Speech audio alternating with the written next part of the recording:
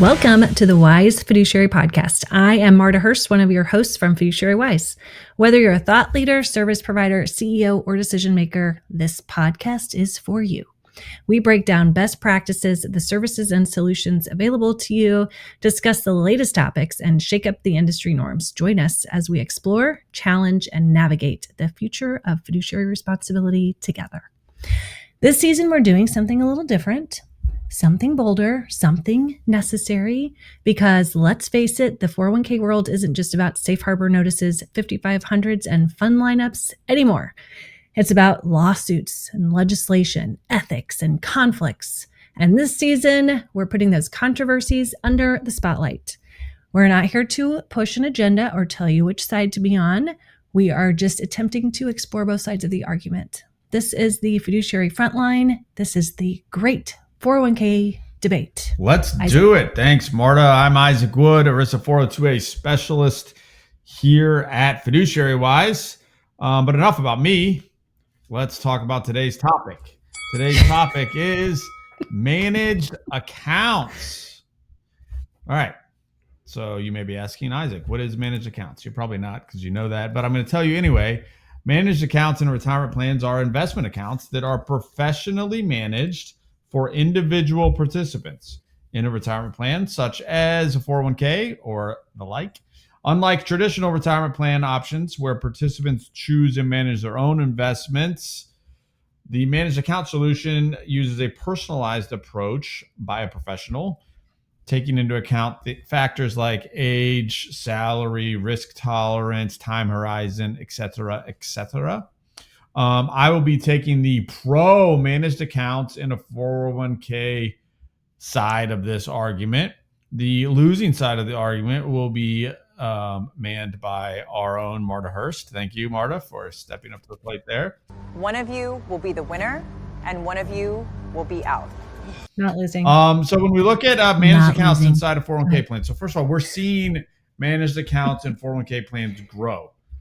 They're being offered more often. Lots of different service providers have these solutions. Many times the record keepers have a solution that is being provided, a managed account solution. Sometimes you're looking at some of the investment managers that have solutions. You see financial advisors that are able to offer advisor managed accounts as well. So there's lots of different people that can be doing the managing. But are these the type of investments appropriate inside of a 401k plan? And the answer is absolutely they are. Absolutely. So the first reason is that this is a way to get your money managed by professionals. We talk a lot of times about employers and employees. They aren't necessarily investment experts. In many cases, they are not. And so why are we leaving it up to these uneducated in this space? That doesn't mean they're uneducated humans. I'm uneducated. My opinion means nothing. But from an investment perspective, we're expecting people who have not been trained, that have not taken tests, they have not been educated in the investment space, but they are tasked with the responsibility of managing and monitoring their investments, choosing the funds to invest in, choosing when to change those funds, choosing what percentage is allocated into their funds. Takes a lot of expertise to successfully navigate those flows. And so to have a solution that allows professionally managed solutions that oftentimes are limited to large accounts out on the streets outside of a 401k plan, there's great value to bring that level of money management down to your individual participant, no matter what their account balance is. Offering that inside of a 401k plan to these participants, I think it's a no-brainer, because it allows them to get the expert service and care that oftentimes the larger account balances out on the street are limited to. That, how should I put it, was very convincing. It wasn't at all, actually. So, Psych.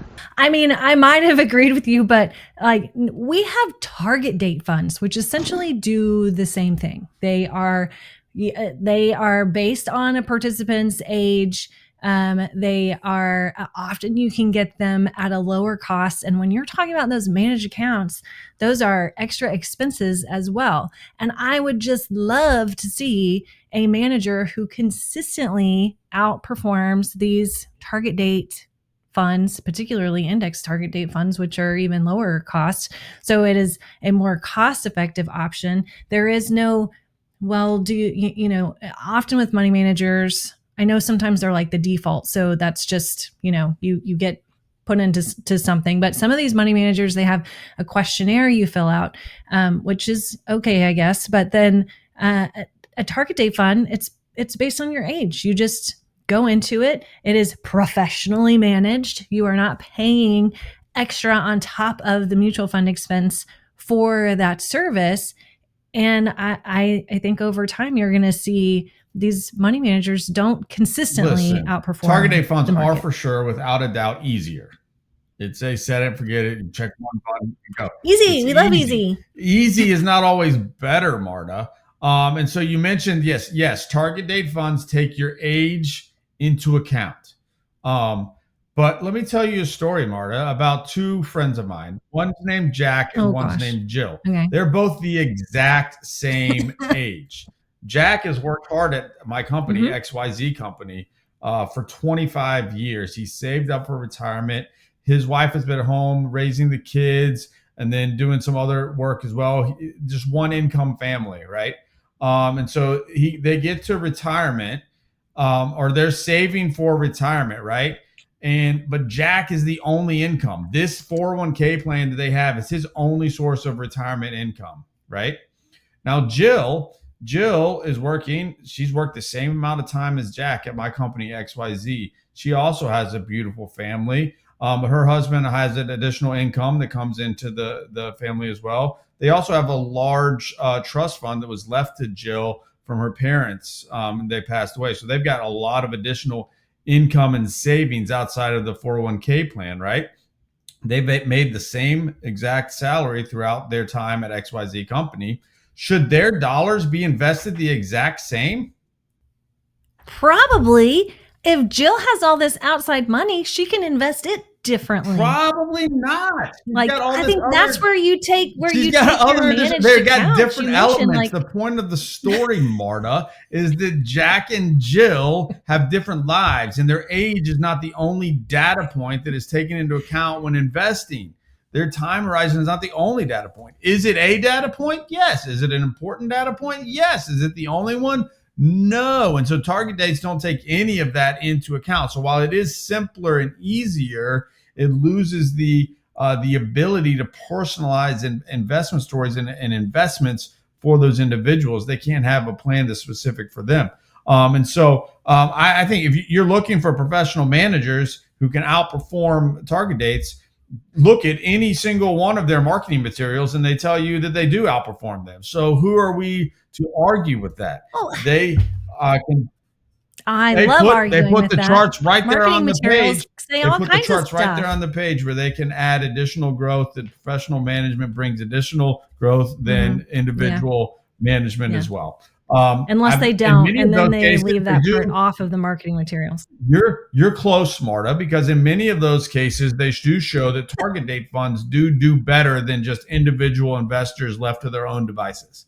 So you step closer, but why not take a couple different steps in that direction and get professional management that allows you to react within cycles as well? Target date funds aren't making any different decisions if the world's blowing up around us, or if the economy is changing in a certain direction, if there's all of a sudden a growth in like technology from an AI perspective, are they taking advantage of that to increase your the returns inside your portfolio? And the answer is no. They're set it and forget it. The key word is that they forget it. They forget about your money. And so that's why they don't charge much about it. Do you want someone who's forgetting about your money, or do you want somebody who is actively involved in your money and looking for ways to help turn your money into more money for you? Okay, so you mentioned that these money managers, they can make decisions and they can make changes, and all that sounds really great. But what about like the transparency of that? How do you know what you're actually invested in? How do you know what they are doing? And again, I'm going to bring up the extra fee again, because I think that it is important to know some of these money management services are kind of substantial in the fees that they charge. And if we're talking about transparency, a lot of times these money managers, they have some level of the fee that is also going back to the record keeper. It used to go back to the advisors too. I don't know if that's allowed anymore, but everybody's, kind of grabbing at this opportunity to make a little extra. And sometimes to me, that's just what it feels like. They're just trying to make an extra buck. Is it really what's best for the participant, or is it just a way to layer on some services and make some more money? So this kind of reminds me to our conversation about PEPs. All right. I think this was at the beginning of this season, even maybe. Just because there's a lot of crappy PEPs out there doesn't mean that the idea of PEPs is a bad thing. And so I think I would apply that same logic here, and that just because there's some money managers that are out there charging too much or not doing enough or not being transparent doesn't mean that the idea of professionally managed accounts should be thrown out with the bathwater. There's a baby here desperately in need of some bathwater. So you are right in that you should be paying attention. If you're offering a managed account service, you should know what it is. You should know what they are investing in, and you should know what they charge, which sounds like all basic questions that should be answered. But I think we would be shocked. We might not be shocked. Some might be shocked to know how many plan sponsors are offering managed account solutions and don't even know it. And so that's something that we run into the time. And I think, we see this in the PEP world, where there'll be proposals out there for PEPs that are just unbeknownst to the plan sponsor signing off of it. It's assuming that the QDIA on the plan is going to be the managed account service. And so make sure that you know what is going on. As a fiduciary, you should know if a managed account service is being offered. You should know what the fee is associated with that. You should know what participants are using it. You should know if your participants are going to be put in that if they don't make any other elections. So you should know all of that for sure. That being said, though, just because some service providers are not executing this in the best way, I think from a fee perspective, there's been so much fee compression in the 401k space that I think a lot of these service providers are trying to find ways that they actually can make money. And so, yes, there is a money-making element to providing managed accounts, but at least that money-making element is tied to adding value to the participants and growing their accounts, as opposed to just tucking away fees in different ways like service providers used to do back in the day, just getting paid out of buckets everywhere. They used to get paid that same amount out of revenue sharing A-share funds that they weren't doing anyway. Okay. They make more money off of those A-shares. I appreciate that you remember all of my points without having to write them down, because when you start making multiple points, I have to get my pen out and start remembering what I'm going to say, because I get all fired up. Anyway, I do think you make are points, and I just don't care what they are. I'm making the same points regardless. Oh, you're already like queued up. Okay. I do agree with you. Like, there is variable quality, right, amongst money managers. They are not all the same.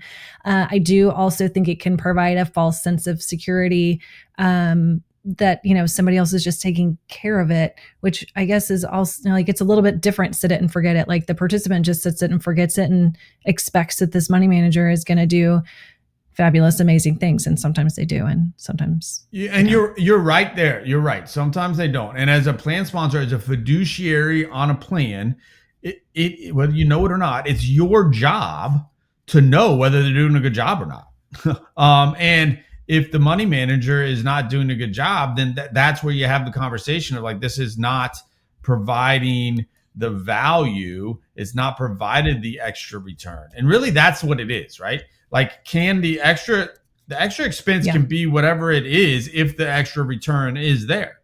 If you're going to get an extra 10% every year, then with appropriate risk, right? Nobody's getting an I'm extra making 10% a numbers year. That's a up. terrible If example. you get an extra 10%, you can charge whatever you But want. that's a huge number to make up. That is absurd. I know. Yeah, but Right. nobody's doing that. I do, like you mentioned the QDIA and how some providers are making managed accounts through QDIA, or they are, PEPs are doing that or whatever. I think, even though I'm not a big fan of managed accounts in general, I would definitely never have one as a QDIA, because you are essentially having participants pay extra for a service that they can get as very similar in a target date fund. Because unless they are engaging with that money manager, to your point, and telling them that, oh, my husband also has a great job and I have a trust and I have all these things, then they are going to look the same. It's going to be the same kind of management. Target date funds, or like, guess what? There's another financial professional that's already getting paid on these dollars too. Not to come join you on your side of the table.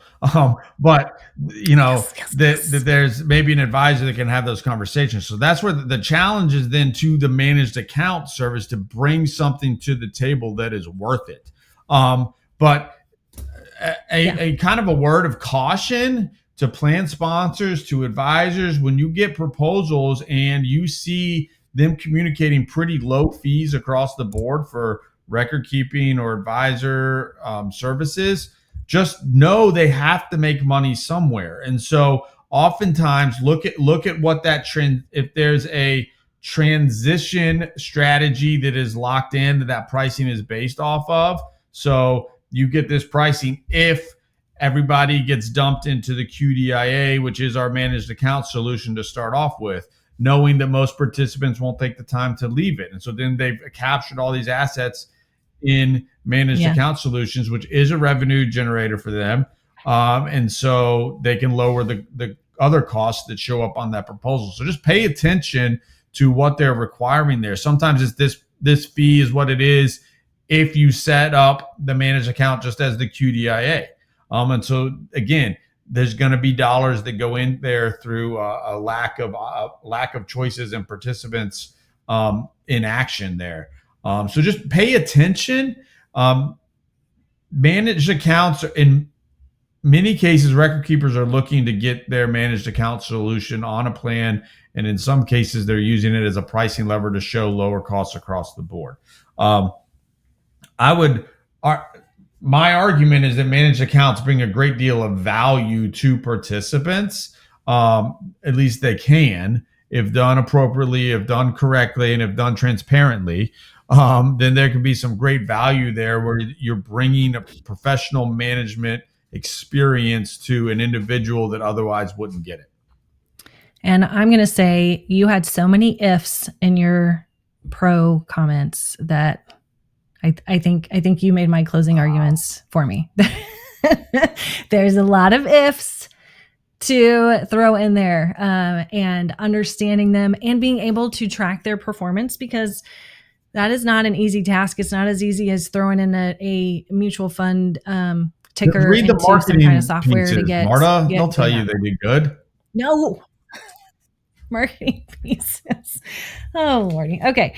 Anyway, I want to thank everybody for tuning in. I'm really curious how our audience feels about managed accounts, because I know some people who just think that they are the greatest thing since sliced bread and they use them on everything. And I know people who don't want anything to do with them. So I'm curious where everybody stands on this. Can we do surveys on this? Anyway, okay.